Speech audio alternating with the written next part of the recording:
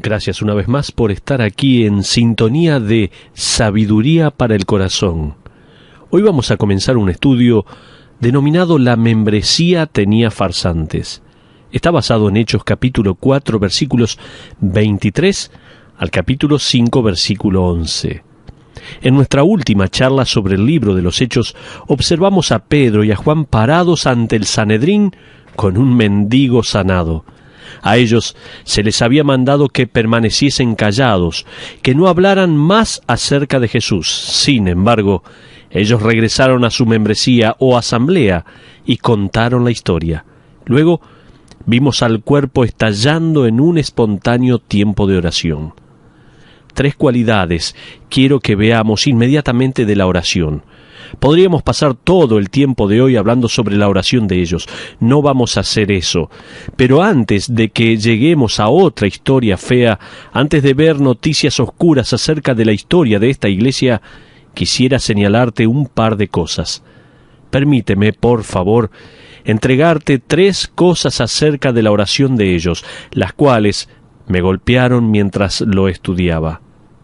En primer lugar, este cuerpo decide comenzar su oración reconociendo el poder de Dios a través de la creación. En primer lugar, reconocimiento del poder de Dios a través de la creación. Por favor, busca el capítulo 4, Hechos capítulo 4, versículos 23 y 24, en donde retomaremos nuestra historia.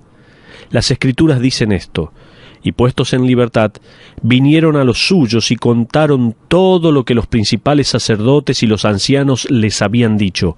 Y ellos, habiéndolo oído, alzaron unánimes la voz a Dios y dijeron: Señor, ¿qué estás haciendo? ¿Por qué permites que tus siervos Pedro y Juan sean arrojados en la cárcel? Dijeron esto: No, absolutamente no.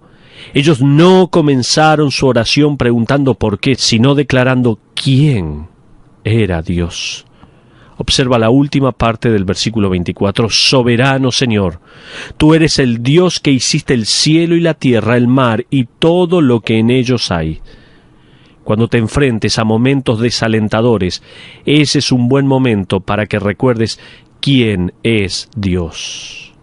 En segundo lugar, no solo hay reconocimiento del poder de Dios a través de la creación, sino reconocimiento de la predestinación de Dios sobre el conflicto.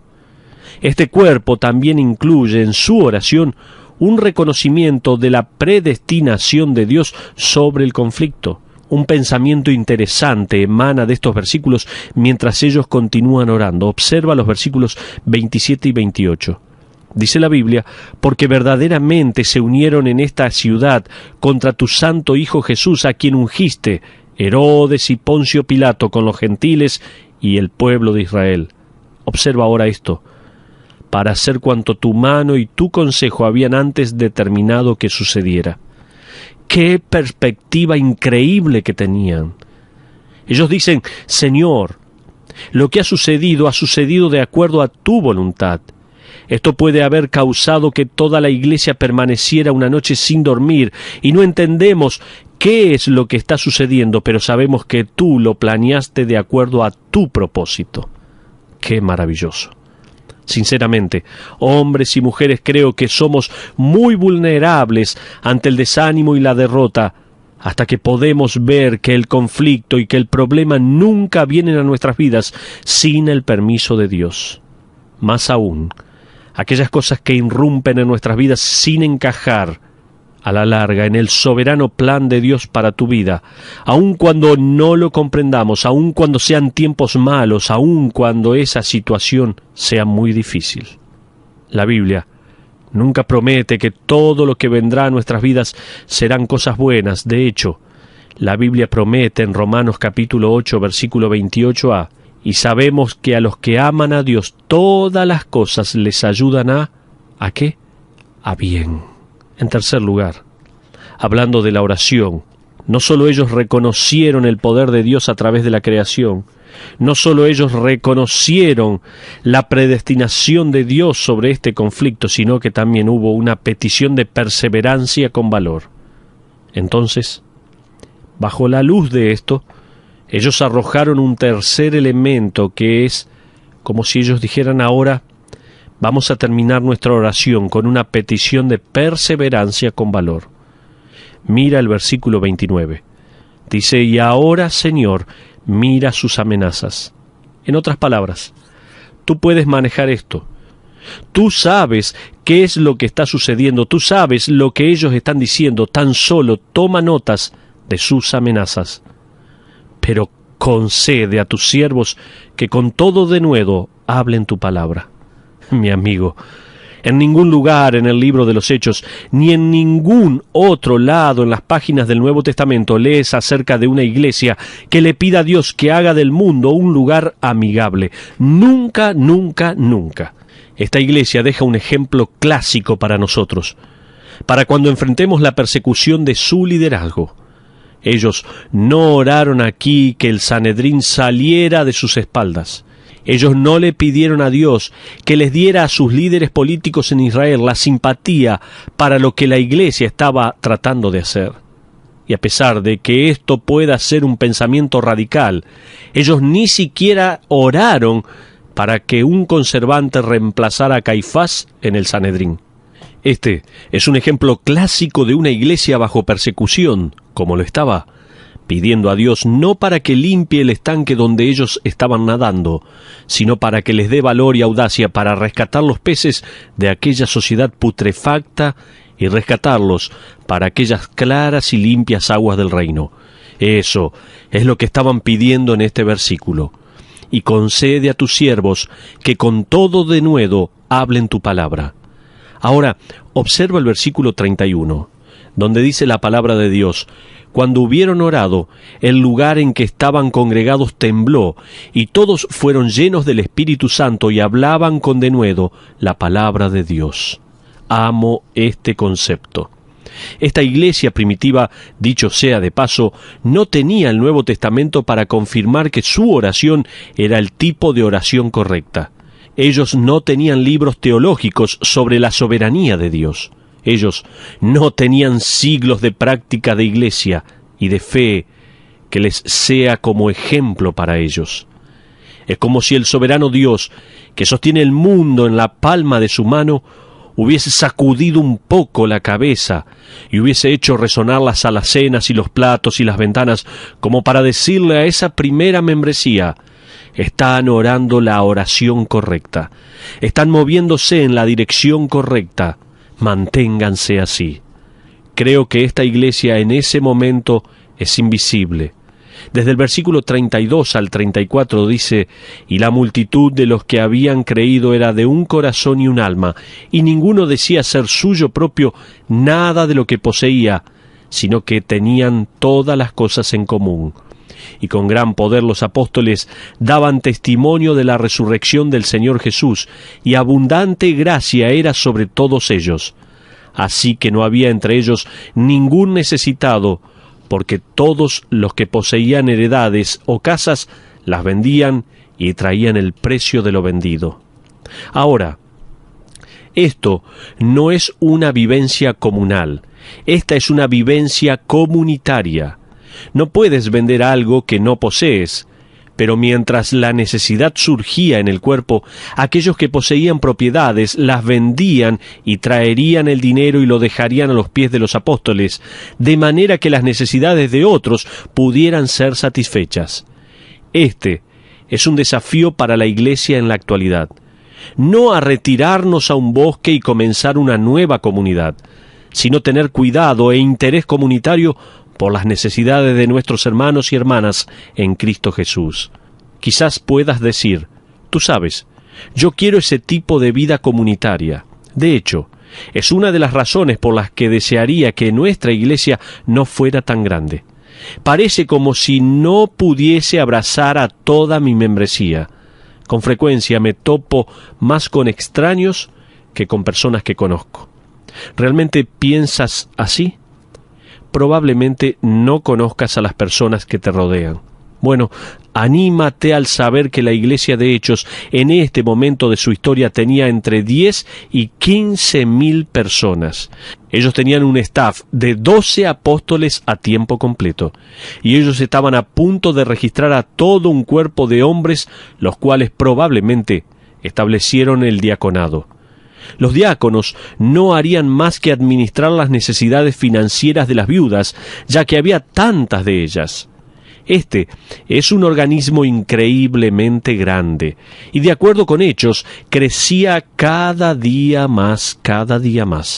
Pero creo que la clave era que nunca nadie se unió a la iglesia en Jerusalén con la actitud de, muy bien, aquí estoy.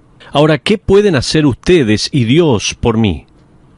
En cambio, creo que ellos venían con una actitud de, muy bien, aquí estoy. Ahora, ¿qué es lo que puedo hacer para Dios y para ustedes? Los investigadores de la iglesia han venido con una interesante estadística. No sé qué es lo que ellos hacen con sus vidas, pero tienen un staff como este. Ellos determinaron que puedes conocer a 70 personas dentro de una iglesia. No importa si tu iglesia tiene una asistencia de 7.000 o de 700 personas, solo conocerás cerca de 70 personas por sus nombres. Me gustaría pensar que el tamaño de nuestra iglesia establece el potencial para encontrar sus necesidades y también para darte una variedad de formas en las cuales tú puedes ministrar las necesidades de otras personas. Pero veamos ahora 3 elementos de la donación de Bernabé. Ahora bien, eso es lo que estaba sucediendo en esa iglesia. Este tipo de iglesia, dicho sea de paso, es extremadamente contagiosa. La iglesia en Jerusalén estaba infectada con el gozo y la pasión por la causa de Cristo. Observa el versículo 36, lo cual es otra buena noticia antes de que nos metamos en las malas noticias. Este versículo es una ilustración del gozo y del sacrificio en esta iglesia. Dice la Biblia, entonces José, a quien los apóstoles pusieron por sobrenombre Bernabé, que traducido es hijo de consolación. José es un ejemplo para nosotros. Vamos a detenernos en este versículo, ya que nos dice algunas cosas. Nos cuenta que José ha recibido un sobrenombre de parte de los apóstoles, no de parte de la iglesia, sino de parte de los apóstoles. Este sobrenombre es como un nombre que puedes tener para tu hijo. Quizás puedas decirle, ¡Hey, campeón! Tal vez lo llamamos así a nuestros hijos. Y en ese sobrenombre le das un mensaje que le estás entregando a él. Quizás puedes llamar espontáneamente a tu esposa desde el trabajo un día y decirle, ¡Hola, corazón! Ella puede quedar tan sorprendida que quizás se pregunte, ¿en qué lío estás metido? Pero de cualquier modo, le has dado un pequeño apodo a ella. Bueno, Bernabé se convirtió en el sobrenombre de José. Significa hijo de consolación. Evidentemente se ganó el apodo porque estaba siempre consolando a los apóstoles. Él era la persona que tenía el brazo alrededor de ellos y también, creo, alrededor de las personas del cuerpo. En el vernáculo de nuestros días, ese puede ser el sobrenombre Rayito de Sol. ¡Hey, Rayito de Sol! ¿Cómo estás? Toda iglesia necesita personas como estas. De hecho, cuando pienso sobre José, pienso en 2 clases de personas de la iglesia. Existe una clase de persona que, cuando la ves venir por el corredor hacia ti, dices, ¡Hey! Luego, está la otra clase de personas. Cuando la ves venir hacia ti, dices, ¡Oh, no! ¿Qué clase de persona eres tú? Ahora, Bernabé entrega un regalo. Permíteme darte algunos puntos que sobresalen acerca de este regalo. Observa el versículo 37. Dice la Biblia, como tenía una heredad, la vendió y trajo el precio y lo puso a los pies de los apóstoles. En primer lugar, lo primero que quiero marcar es que me golpeó acerca de este hecho, y es que es espontáneo. Lo primero que me marcó es que esto es una donación espontánea. Lo que quiero decir con eso es que no fue forzado.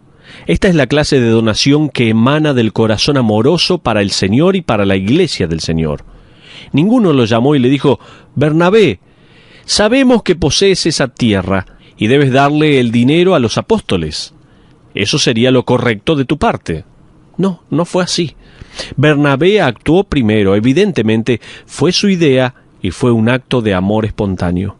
Pero también su donación no solo fue espontánea, sino que su donación fue sacrificial. En segundo lugar, esta donación de Bernabé fue sacrificial.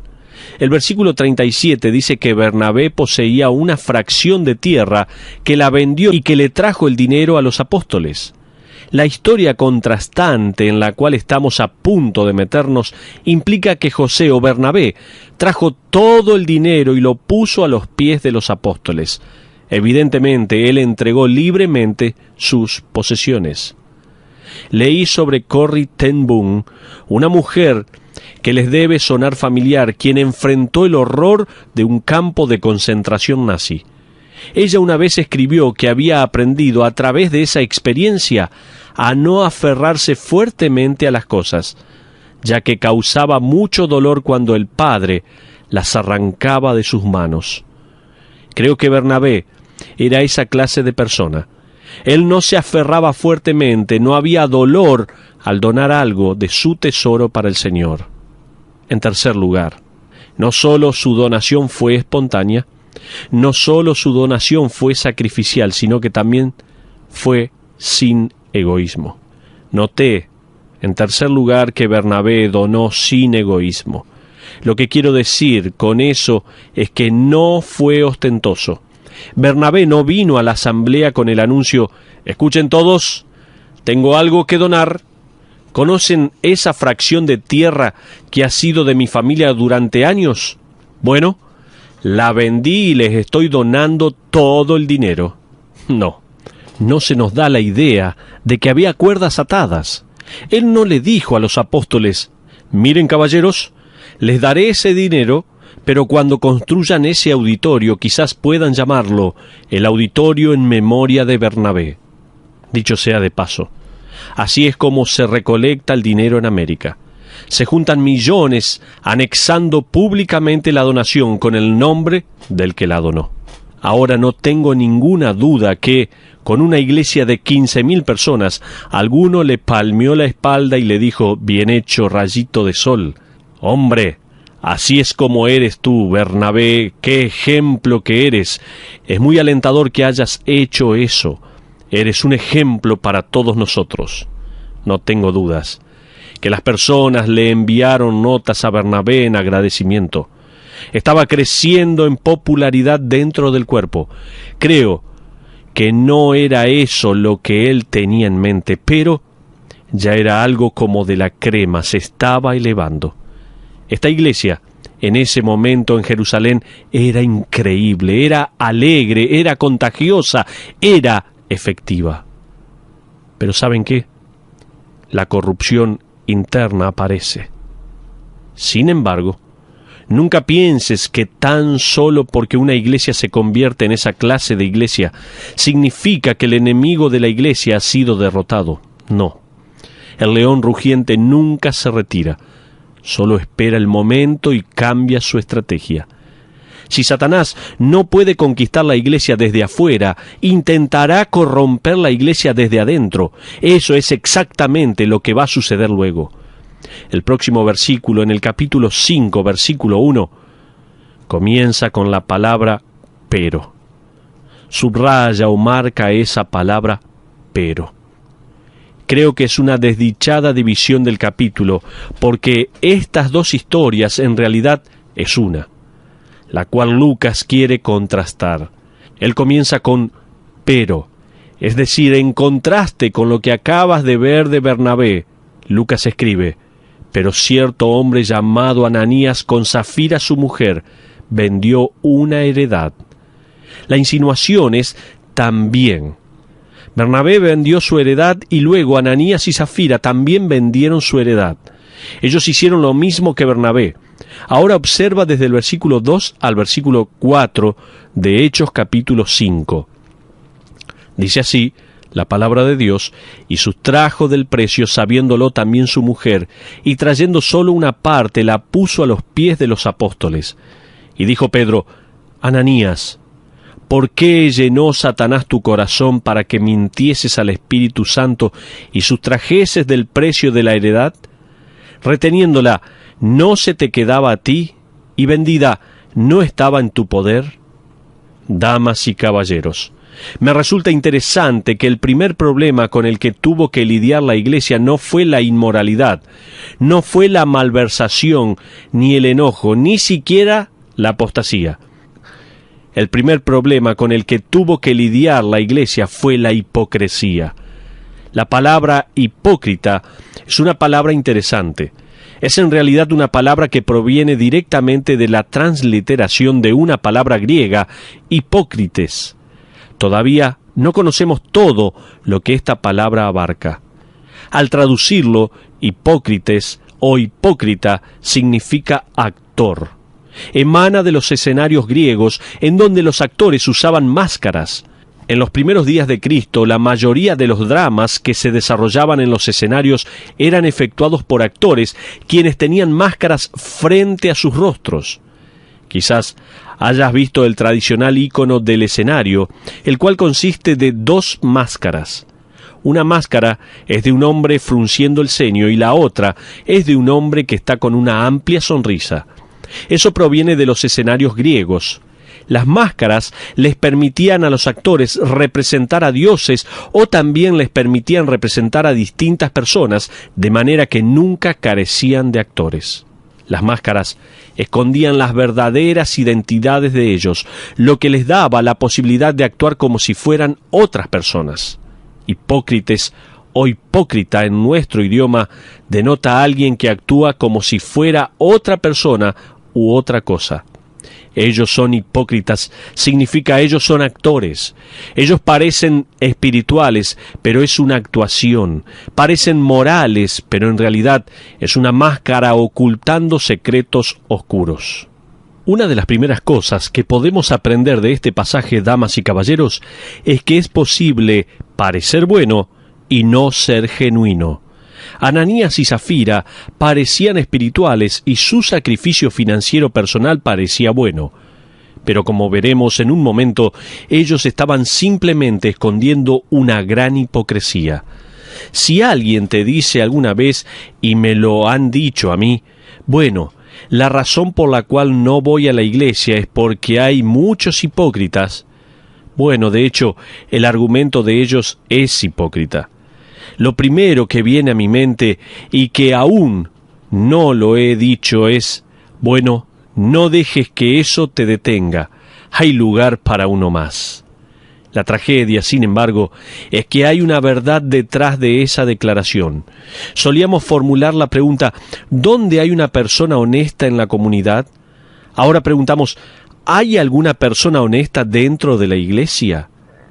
En los decadentes días de nuestra generación, la reputación de la iglesia evangélica, como lo dijo un autor, se ha precipitado a terapia intensiva y no estamos seguros de que su reputación vaya a sobrevivir. Pero hay dos características de la ofrenda de Ananías. Veamos por lo menos dos cosas sobre Ananías y Zafira antes de que dibujemos muchas explicaciones. Lo primero, la ofrenda de ellos intentó hacerlos ver como piadosos. Lo que Ananías y Zafira querían, dicho sea de paso, era una doble porción, una bendición doble. Es decir, ellos querían ganar el prestigio espiritual por haber ofrendado con sacrificio y, sin embargo, ellos quisieron guardar algo de eso de manera que pudieran ganar financieramente también. Ellos querían ambas cosas, por lo tanto, actuaron como si lo hubiesen ofrendado todo.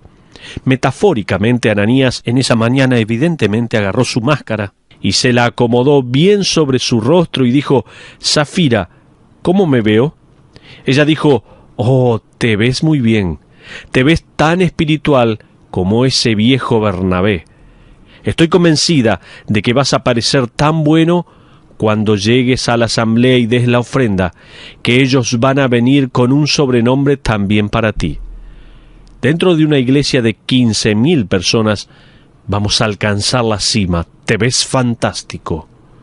Ellos parecían respetables, parecían espirituales, pero Ananías y Zafira estaban actuando.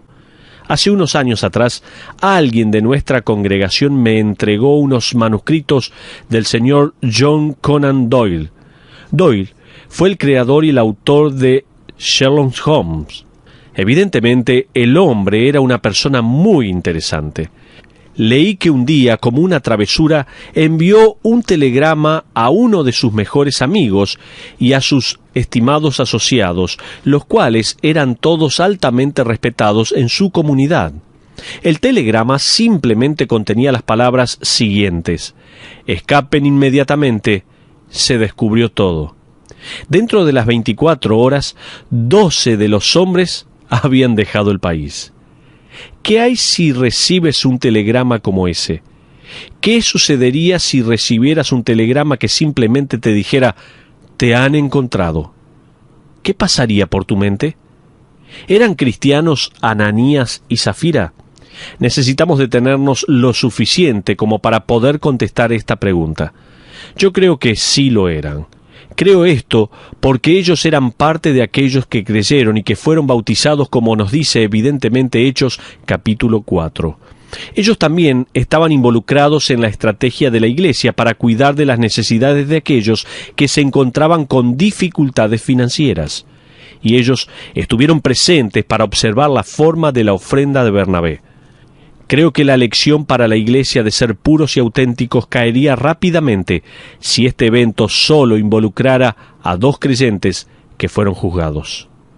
Según 1 Corintios capítulo 11 y según 1 Juan capítulo 5, dicho sea de paso, es posible para un creyente morir una muerte introspectiva como resultado de pecados inconfesos. Me di cuenta que ese es un pensamiento soberano y aún así, la verdad es que la manera principal de disciplina física de parte de Dios es la muerte física. De hecho, de aquellos que no se arrepienten de sus pecados en la iglesia de Corinto, Pablo dijo, según 1 Corintios capítulo 5, versículo 5, si tienes tu Biblia, por favor, búscala. La palabra de Dios dice así: el tal sea entregado a Satanás para destrucción de la carne, a fin de que el espíritu sea salvo en el día del Señor Jesús. No quedan dudas en mi mente sobre por qué el apóstol Pablo dijo que la primera pieza de la armadura que se debía atar cuando estás por trabar lucha contra el enemigo es la pieza de la armadura la cual llamamos la verdad. Dios disciplina a sus hijos con su palabra. Si eso no llama nuestra atención, quizás Él nos pueda llevar al leñero. Si eso no llama nuestra atención, Él quizás pueda llevarnos a la caja de madera. Pero, hablando en cuanto a esta ofrenda, dijimos en primer lugar que la ofrenda de ellos intentó hacerlos ver como piadosos. Segundo, la ofrenda de Ananías y Zafira no tuvo en cuenta la facultad perceptiva de Dios. Esto es especialmente interesante cuando piensas sobre el hecho de que ellos habían estado en el encuentro de oración en donde se habían reconocido la soberanía de Dios al tomar notas sobre las amenazas de los hombres impíos fuera de la iglesia. ¿No podían pensar ellos que Dios podía darse cuenta de lo malo dentro de la iglesia también? De todas las cosas que eran ellos, en realidad no eran brillantes. Ellos pensaron que podían engañar a Dios, el cual se estaba moviendo con ese poder milagroso. ¡Qué tonto es el pecado! Observa, desde el versículo 4b al 6 del capítulo 5 de Hechos, Pedro dice, ¿por qué pusiste esto en tu corazón? No has mentido a los hombres, sino a Dios. Al oír Ananías estas palabras, cayó y expiró. Y vino un gran temor sobre todos los que lo oyeron. Y levantándose los jóvenes, lo envolvieron y sacándolo, lo sepultaron. ¿Puedes imaginarte estando en la asamblea ese día? Déjame leer lo que escribió un autor. Él dice esto, escucha bien. El juicio de Dios viene como la descarga de un rayo. Él había estado presente en la casa de ellos. Él sabía el precio de mercado de la propiedad de ellos. Sabía todo acerca de su conspiración. Él estuvo ahí cuando la tierra fue puesta a la venta. Estuvo ahí cuando se cerró el trato. Estuvo ahí cuando el contrato de venta fue firmado. Él sabía cuánto se había pagado por la propiedad. Y él estuvo presente cuando se hizo el depósito en el banco. Él sabía cuánto había decidido la pareja dar y cuánto quedaba en el banco. Estuvo presente cuando Ananías despidió a su esposa con un beso esa mañana. Él vio la mirada cómplice entre ellos. Caminó al lado de Ananías todo el camino hasta la asamblea, aguijoneando su conciencia, turbando su alma.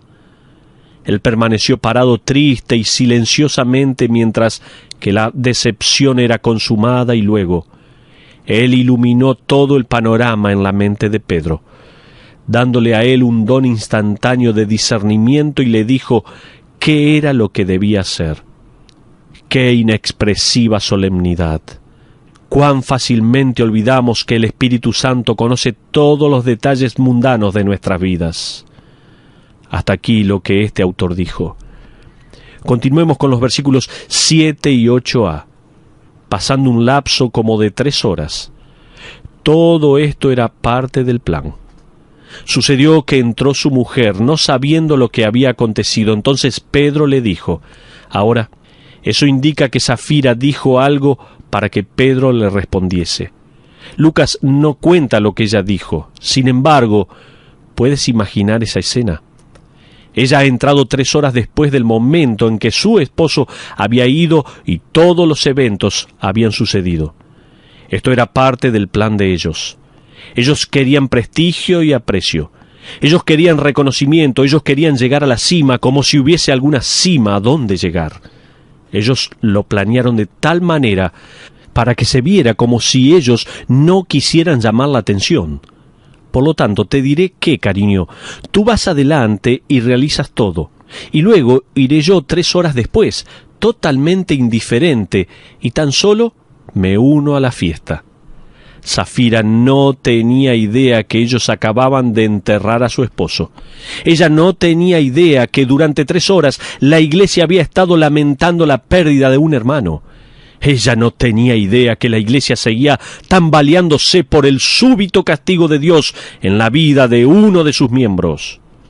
Mientras Safira entraba, me imagino que se habrán escuchado los susurros. ¡Ahí viene! ¡Shh! ¡Shh! ¡Cállense! Es como si todas las personas en la asamblea se hubiesen aquietado. Me imagino que ella notó eso. Quizás ella pensó que todos la estaban mirando calladamente debido a la ofrenda que habían entregado. Seguramente, eso era la admiración que ella y su esposo querían. Ella ahora se encontraba en el escenario principal con su máscara firmemente colocada. Safira no veía a su esposo por ningún lado.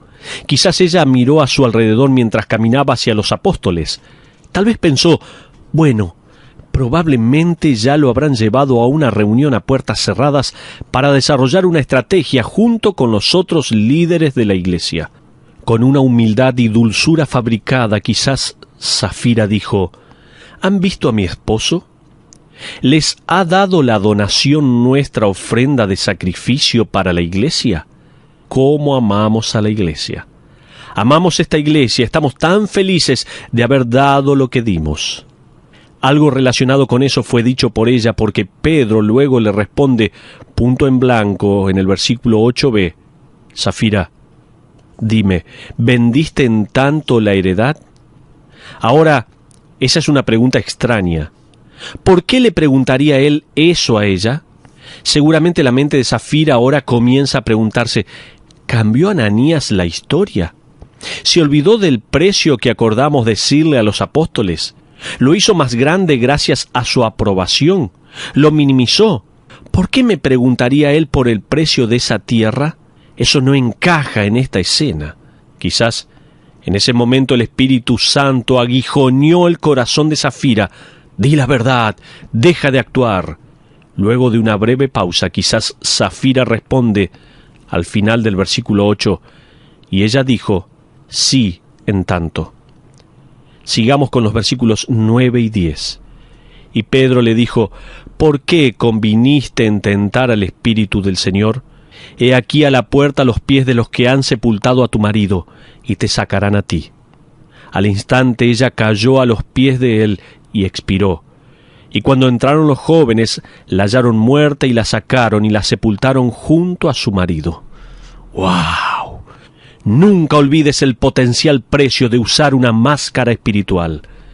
Esa fue la lección que aprendió la iglesia de Jerusalén ese día. 2 tumbas frescas valieron más de 1.000.000 de sermones sobre la honestidad.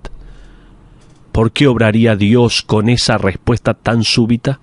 Algunos amigos de mi biblioteca que hablaron sobre este tema me han ayudado. Ellos escribieron que cuando Israel se trasladó por primera vez a la tierra de Canaán, con lo primero que tuvieron que lidiar fue con el engaño.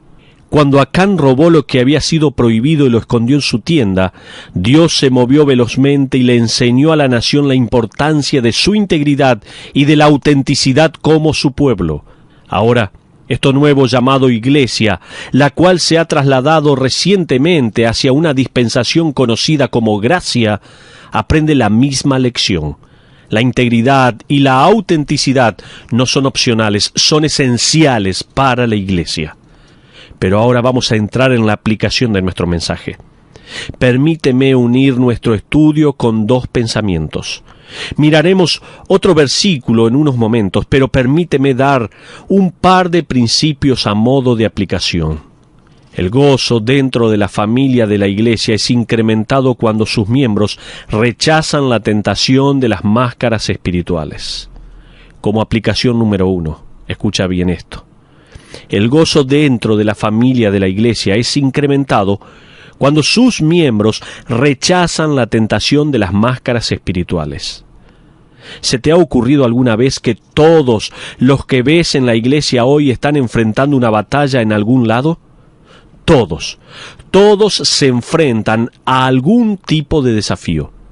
Puede ser en sus vidas personales, en sus matrimonios, en sus paternidades, en sus negocios. Puede ser la soledad, puede ser la tentación. La iglesia es la clase de lugar, o debería ser el lugar en donde podríamos admitir ese tipo de cosas. La iglesia debería ser un lugar como ese. Si estás trabado en una batalla, cuéntaselo a alguien en la iglesia. Ahora, no te estoy sugiriendo que se lo cuentes a un completo extraño. Ellos quizás se desmayen. Cuéntaselo a alguien que conozcas. Cuéntaselo a alguien como a tu maestro de escuela dominical, a un amigo espiritual, a tu pastor, o quizás a alguien que ha sido un tutor para ti. Si alguien te dice algo como, estoy enfrentando una batalla, no finjas al decir, oraré por ti. No te adueñes de esa respuesta espiritual, de una máscara que diga, bueno, Dios bendiga tu corazón, yo oraré por ti, y luego no piensas nunca más sobre ese tema. Sinceramente, Ananías y Zafira fueron vulnerables porque no se mantuvieron responsablemente. Ya sea que fuera Ananías o Zafira, el que haya venido primero con la idea, el otro debía haber rechazado inmediatamente esa idea. Zafira debería haber dicho a Ananías, ¡qué vergüenza que pienses de esa manera! Ananías y Zafira deberían haberse mantenido firmes. Como dijo un hombre, todos necesitamos a alguien en nuestras vidas a quien no podamos engañar. ¿Has escuchado esto? Todos necesitamos a alguien en nuestras vidas a quien no podamos engañar. Si estás cansado, eres bendecido si tienes una esposa o un esposo al que no puedes engañar. Estás en problemas si no es así. El problema con estos 2 fue el hecho de que no podían ser responsables ante la honestidad y la integridad. Ananías y Zafira avanzaron hacia esa trama y hacia ese plan. Ellos vinieron con la idea. Ellos la discutieron en la mesa de la cocina. Ellos vendieron la propiedad, estuvieron de acuerdo con la historia y ellos fueron a la asamblea con el solo deseo de ganar prestigio y atención, para ganar prominencia en la asamblea. Una membresía de auténticos creyentes es una en donde los miembros escogen tirar sus máscaras y venir con el entendimiento que todos son barro y ninguno ha llegado. Todavía están luchando. El hecho de que yo sea aproximadamente 74 centímetros más alto que tú, no significa nada, por decir la verdad. Estamos todos juntos en un viaje, todos estamos aprendiendo, todos estamos fallando, todos estamos creciendo, y la iglesia debe ser la clase de lugar en donde eso pueda hacerse. Pero también, como aplicación, no solo quiero marcar que el gozo dentro de la familia de la iglesia es incrementado cuando los miembros rechazan la tentación de las máscaras espirituales, sino que también la efectividad de la familia, que es la iglesia, es fortalecida cuando sus miembros reflejan el carácter de su Salvador.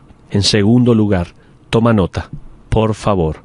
La efectividad de la familia, que es la iglesia, es fortalecida cuando sus miembros reflejan el carácter de su Salvador, de Jesucristo. Digo eso sencillamente porque la integridad y el evangelismo son compañeros poderosos. Esta es una era cuando nuestra cultura americana está pidiendo por un modelo, por algo auténtico, por personas reales. Pero en este momento de nuestras vidas, mis amigos, la iglesia se ha deslizado hacia abajo en la lista de personas que puede proveer de ese ejemplo. Nosotros, como escribió un hombre, quien solía decir al mundo que se arrepintiese, ahora el mundo le dice a él que nosotros debemos arrepentirnos. Las mesas se han cambiado literalmente. ¿Has pensado alguna vez acerca del hecho, damas y caballeros, que la reputación de tu iglesia es lo que es tu reputación? ¿Qué es lo que nosotros estamos haciendo como iglesia? ¿Es la congregación un lugar de integridad? ¿Está limpia o está descolorida? ¿Es humilde o es hambrienta de poder o se apresura para subir otro peldaño de la escalera? ¿Es creíble o no es confiable? ¿Es pura o tiene la boca sucia? Bueno, vamos a olvidarnos de nuestra iglesia por un momento y reconozcamos que la reputación de Jesucristo resultó ser lo que es tu reputación en este mundo. ¡Wow! ¿Cómo lo está haciendo Él? Observa el versículo 11a. Aquí está la reputación de ellos. Esto me resulta fascinante. Dice la Biblia, y vino gran temor sobre toda la iglesia. Ahora esto es desgraciado, de alguna manera, porque en el capítulo anterior están las palabras gran gozo, gran regocijo, ahora están las palabras gran temor. Miremos ahora el versículo 11. Y vino gran temor sobre toda la iglesia y sobre todos los que oyeron estas cosas. Saltemos al versículo 13. De los demás, ninguno se atrevía a juntarse con ellos, mas el pueblo los alababa grandemente. El pueblo puede haber preguntado, ¿a qué iglesia van? Bueno, voy a la iglesia de Jerusalén. ¿De verdad? No me uniría a esa iglesia aunque me pagaras. ¿Por qué no? Bueno, ¿no sabes lo que hacen ahí con los mentirosos? ¡Bum! Funerales. Ellos no transan con la deshonestidad. Es lo que he escuchado. No puedes ser falso en esa congregación. Me pregunto, ¿cómo ganamos esa clase de estima del mundo que nos observa? ¿Cómo ganamos ese sentido de respeto? ¿Cómo ganamos esa credibilidad? Te diré que no ganaremos eso cazando brujas dentro de nuestra iglesia, o tal vez poniendo a todos los hipócritas y alineándolos y disparándoles. No, de esta forma no. Todos deberíamos pararnos en esa línea seguramente. Ganamos esa clase de credibilidad y estima si Dios, a través de nosotros, crea esa clase de respeto mientras que establecemos la credibilidad y el carácter de nuestra reputación personal. Y, cuando nos reunimos, el sentido colectivo de nuestro carácter y de nuestras reputaciones establece una iglesia que es conocida por su integridad, honestidad y pureza. Cuando dices que harás algo, hazlo. Cuando falles en algo, admítelo, por favor. No culpes a los demás, a otras personas. Ten presente que Dios está trabajando y estableciendo nada más ni nada menos que la santidad y la pureza de Dios. Permite eso para que se establezca en tu carácter que emane de ti ante un mundo que está en necesidad y está observándote. Comencemos por nosotros mismos. Permíteme leer algunas palabras que fueron encontradas sobre una lápida. Estaban en la lápida de un obispo anglicano que fue enterrado en Abadía, unas generaciones atrás. Creo que estas palabras nos dan un buen sumario para nosotros. Aquí es donde comenzamos. Esto es lo que debemos hacer.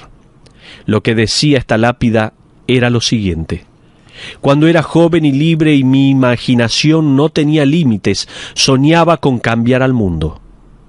Cuando crecí descubrí que el mundo no cambiaría. Entonces, de alguna manera, acorté mis visiones y decidí cambiar tan solo a mi país. Pero eso también se vio inamovible. Cuando alcancé mis años de crepúsculo, en mi último intento desesperado me asenté para cambiar solo a mi familia, aquellos más cercanos a mí, pero, sin embargo, no tendría a ninguno de ellos. Ahora, yaciendo en mi lecho de muerte, de repente me doy cuenta, si tan solo yo hubiese sido cambiado, entonces, con el ejemplo quizás hubiese podido cambiar a mi familia. De su inspiración y coraje podría haber mejorado a mi país, y quién sabe, podría haber cambiado al mundo. Hasta aquí lo que decía esta lápida. ¿En dónde comenzamos entonces? Comenzamos con la persona que está sentada en tu asiento en este momento. Ahí es donde comenzamos, contigo mismo. Y esto llevará a las personas dispuestas a ir contra la actual manera de obrar de la iglesia tradicional. Va a hacer que las personas estén deseosas por venir, perder las máscaras y pedirle a Dios salir a la obra. Y mientras interactuamos con los demás, nos tratamos los unos a los otros como personas enfrentando desafíos y pruebas, gozos y penas. Luego, unidos creamos la clase de reputación creíble y el carácter que, mientras que el mundo mira, tiene que decir: aquellas personas son reales, son diferentes. Esto no es para que ellos nos glorifiquen, sino para que ellos miren al Dios a quien clamamos como el único Dios vivo y verdadero, y que ellos también puedan doblar sus rodillas ante Él. Que esto pueda ser una realidad es mi mayor deseo. Si tú te estás dando cuenta en este momento de que muchas veces has utilizado máscaras, por favor, arrodíllate donde te encuentras. Ora, cierra tus ojos si puedes, y ora a Dios, pidiéndole perdón por tantas veces que has colocado una máscara delante de ti, queriendo aparentar, queriendo mostrar algo que tú no eres. Por favor, este mundo, este país, tu familia va a cambiar si tú permites a Dios que cambie tu vida. ¿Le vas a dar una oportunidad así a Dios? ¿Por qué no oras? En este momento le pides perdón a Dios. Arrojas esa máscara de ti y comienzas a vivir una vida íntegra para Dios. Padre, te alabamos por tu palabra. Gracias por los ejemplos que has dejado en ella. Y gracias porque ahora podemos pedirte perdón por tantas veces que hemos fingido. Te pedimos que nos perdones, que nos limpies con tu sangre preciosa y nos ayudes a vivir una vida de integridad.